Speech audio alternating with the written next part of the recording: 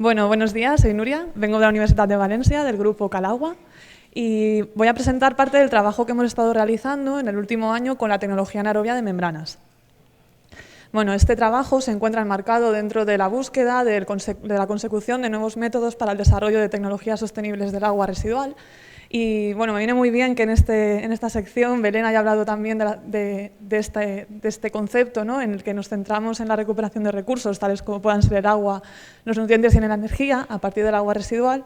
También desarrollamos una serie de tecnologías nuevas, ¿no?, que busquen la minimización del consumo energético y, además, a ser posible, la reducción de los gases de efecto invernadero a la atmósfera.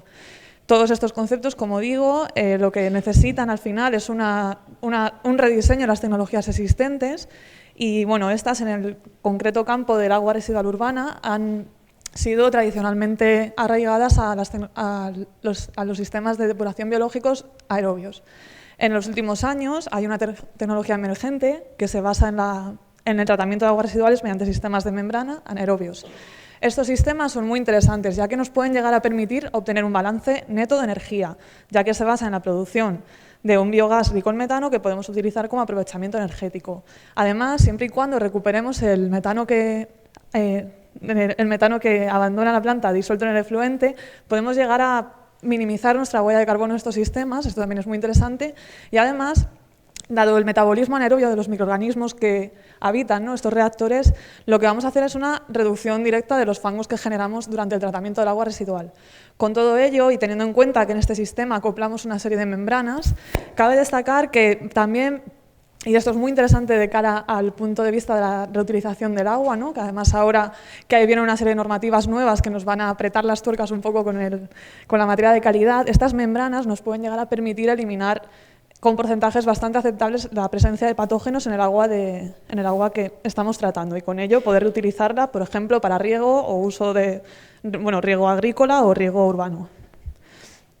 Bueno, en este trabajo lo que hemos trabajado ha sido con nuestra planta piloto, que está situada en la DAR del Carraiset, en Valencia. Esta planta es un reactor NMBR que trata el agua residual que entra a esta depuradora y que se caracteriza por tener un alto contenido en sulfatos.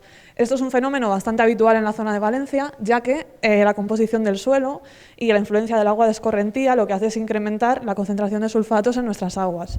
En este caso, como digo, estamos trabajando a escala piloto en esta planta, por tanto, lo que también estamos buscando es una optimización del proceso, y en este caso hemos trabajado a temperatura ambiente. Con ello hemos encontrado una serie de limitaciones para aplicar la tecnología NMBR, ya que esta temperatura en condiciones psicrofílicas nos va a limitar bastante más la etapa de hidrólisis, que es la limitante en los procesos de digestión anaerobia. No solo eso, sino que además, como comentaba, el metano que se escapa, ¿no?, en el efluente de la planta NMBR lo necesitamos recuperar. A menores temperaturas perdemos más metano en el efluente.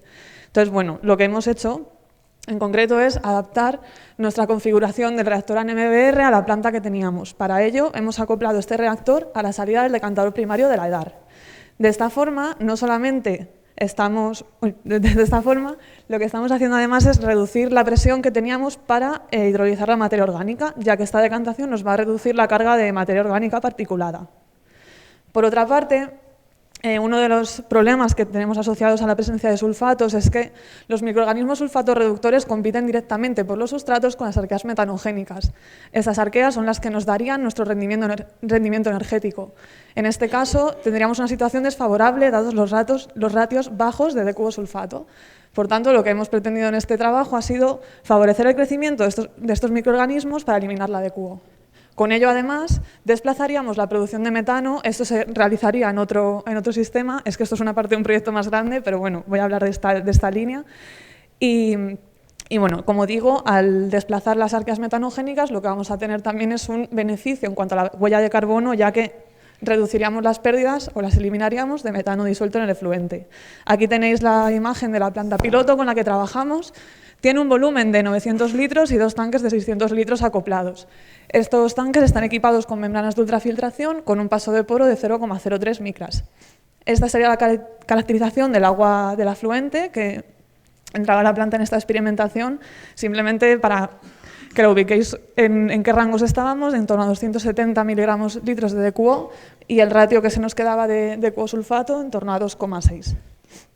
Bueno, Aquí podéis ver la experimentación, la concentración de sólidos en el reactor, en azul tenéis los totales, en amarillo los volátiles. Este experimento duró aproximadamente un año y nos centramos en la optimización a TRC fijo de 70 días y un TRH variable de entre 25 y 12 horas. Sombreados podéis ver los periodos estacionarios, que son los que ahora voy a comentar un poco más en detenimiento. Bueno, como veis, la temperatura, que también aparece representada, como decía, la temperatura ambiente, por tanto las variaciones que observáis son debido a cambios estacionales. Respecto a la eliminación a un TRH de 25 horas, se alcanzaron eliminaciones de DQO de en torno al 79% y no detectamos metano durante este proceso. Por otra parte, al incrementar el caudal y reduciendo el TRH hasta 12 horas, lo que tuvimos fueron unas eliminaciones de DQO bastante elevadas, del 71%. Estas son inferiores al anterior periodo, pero bueno, aún así todavía teníamos un rendimiento bastante aceptable. Por tanto, sí que podemos afirmar que mediante este sistema pudimos llegar a reducir la carga de DQO que necesitábamos en valores por encima del 70% y dado que no estábamos generando metano en la planta, sino que este se generaría en otra planta que no presento en esta parte del proyecto por tiempo, pero bueno.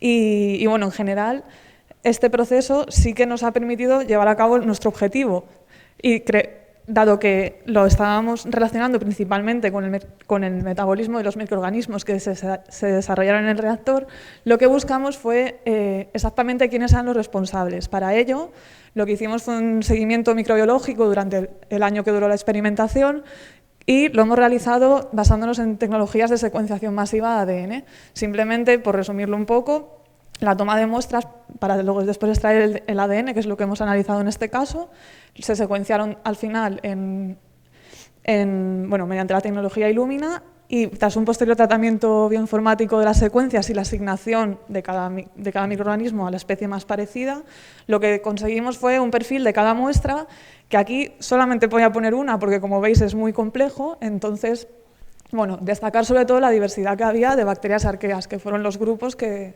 analizamos en cada muestra durante todo este año. Para reducir un poco la complejidad del análisis y al final quedarnos con la esencia de este experimento, lo que hicimos fue aplicar una serie de tecnologías de análisis multivariante. Estas técnicas lo que permiten es, en un solo gráfico, comparar la diversidad de las diferentes muestras en base a su composición y distribución de las diferentes especies. Esto, para interpretarlo, simplemente se analiza como un análisis de componentes principales y bueno, lo que veis es una serie de muestras. Los colores representan la fase en la que fueron tomadas, por tanto en negro lo que vemos son las etapas iniciales del reactor. En azul veríamos la etapa de 25 horas de TRH y en rojo la de 12 horas. Destacar que a medida que avanza nuestro proceso se ve una especialización de la comunidad microbiana hasta llegar aquí al periodo estacionario a 25 horas, que vemos estas dos muestras que tienen un patrón de diversidad parecido y luego este gran clúster de muestras que pertenecerían a 12 horas. En base a estos cambios, y como os queda de manifiesto, sí que podemos determinar que el TRH, incluso de 25 a 12 horas, estaba provocando unos cambios en la distribución de nuestros microorganismos. Para ir un poco más allá, porque al final la técnica de secuenciación masiva de ADN nos da un mogollón de información, y bueno, destacar que mediante esta técnica, que tiene una muy elevada sensibilidad, no detectamos arqueas metanogénicas en ninguna de las muestras. Esto enlazaría con la ausencia de producción de metano que encontramos en la planta, como os he enseñado anteriormente. Y bueno, en todos estos grupos, sobre todo destacar la presencia de microorganismos sulfatorreductores y otros relacionados con el ciclo del azufre en altos porcentajes a un TRH de 25 horas. Y además, que no solamente estos microorganismos permanecieron en el reactor, sino que tendieron a aumentar tras reducir el TRH a 12 horas.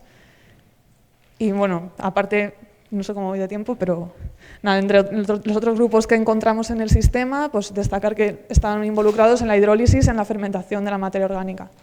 Y nada, no quiero acabar sin dar las gracias a todo el grupo de investigación Calagua y también al coordinador de este proyecto, que es Luis Borrás. Para cualquier duda podéis contactar con nosotros. Y bueno, ahora pues nada, luego contestaremos por las preguntas a través de la plataforma. Muchas gracias.